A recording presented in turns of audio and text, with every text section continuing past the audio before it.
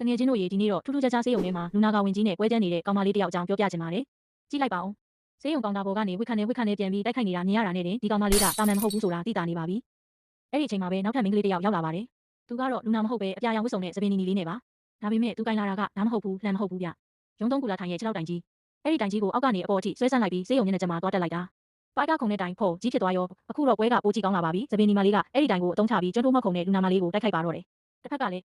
အရှုံးမပေးဘူးနော်လက်ထဲမှာရှိတဲ့တန်ကြုံလေးနဲ့ပြန်ခုခံနေတာကတင်ပေါ်မှာထိုင်ကြည့်နေတဲ့ဘိုက်ပူပူနဲ့ဦးလေးကြီးခါများလဲကြောင်ကြည့်နေရရှာတယ်သပင်နီမလေးရဲ့အကွက်တွေကတကယ်ကိုအလန်းစားပါ